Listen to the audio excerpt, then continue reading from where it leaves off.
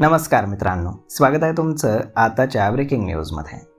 मित्रांनो, राष्ट्रीय शैक्षणिक धोरणाच्या आधारे राज्यामध्ये शालेय स्तरावरती त्रिभाषा सूत्र यंदाच्या शैक्षणिक सत्रापासून लागू होणार नाही असे संकेत मिळत आहेत.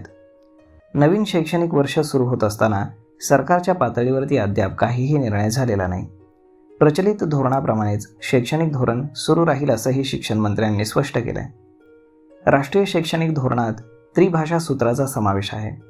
हे धोरण राज्यामध्ये लागू करण्यात येणार असल्याचं मुख्यमंत्री देवेंद्र फडणवीस यांनी जाहीर केलं होतं. गेल्या वर्षी इयत्ता पहिलीपासून हिंदी सक्तीचा शासकीय आदेश जारी झाला होता.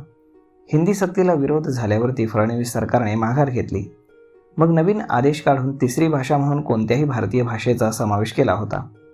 हा हिंदी सक्तीचा डाव असल्याचा आरोप करत शिवसेना मनसेनं त्याला विरोध केला होता. गेल्या वर्षी महानगरपालिकेची निवडणूक लक्षात घेता हिंदी सक्तीचा विषय वादग्रस्त ठरू शकतो हे लक्षात घेऊन फडणवीस यांनी त्रिभाषा सूत्राची अंमलबजावणी ही शासकीय आदेश काढून रद्द केली होती.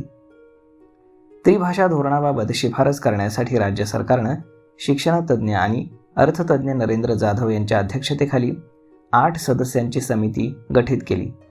समितीनं राज्यातील विविध भागांमध्ये जनसंवाद, शिक्षक पालक बैठका, तज्ज्ञांशी चर्चा आणि ऑनलाईन सूचना संकलन करून तसेच हजारो नागरिकांची मतं विचारात घेऊन अहवाल फेब्रुवारी महिन्यामध्ये मुख्यमंत्री देवेंद्र फडणवीस यांना सादर केला होता. त्यावेळी या अहवालावरती मंत्रिमंडळामध्ये चर्चा करून पुढचा निर्णय घेणार असल्याची घोषणा मुख्यमंत्र्यांनी केली. नवीन शैक्षणिक वर्ष आता येत्या 15 जूनपासून सुरू होत आहे. त्रिभाषा सूत्र लागू होणार की नाही याबाबत गेली काही दिवस संभ्रम सुरू होता. जाधव समितीच्या अहवालावरती सरकार कोणती भूमिका घेतं याकडे सर्वांचं लक्ष लागलं होतं. मात्र या गेल्या 5 महिन्यांपासून हा अहवाल शिक्षण विभागामध्ये कुलूपबंद असून त्याबाबत राजकीय आणि प्रशासकीय पातळीवरती कोणतीही हालचाल नसल्याची माहिती सूत्रांनी दिली. हा अहवाल अतिशय संवेदनशील असल्यानं आणि त्याबाबत मुख्यमंत्र्यांनी अद्याप कुठलेही दिशानिर्देश दिलेले नसल्यानं हा अहवाल कुलूपबंद असल्याची माहिती सूत्रांनी दिली. त्यामुळे येत्या शैक्षणिक वर्षापासून त्रिभाषा सूत्राचा निर्णय तुर्तास मागे घेण्यात आल्याचं समजतंय. त्रिभाषा धोरणाबाबत नरेंद्र जाधव समितीचा अहवाल शासनाला प्राप्त झालाय. समितीच्या अहवालाबाबत मुख्यमंत्र्यांचं मार्गदर्शन घेऊन तसेच मंत्रिमंडळामध्ये चर्चा करून निर्णय घेतला जाईल. पुढच्या आठवड्यामध्ये नवीन शैक्षणिक वर्ष सुरू होत असल्यानं यंदाचं शैक्षणिक वर्ष हे सध्याच्या धोरणाप्रमाणेच सुरू राहील.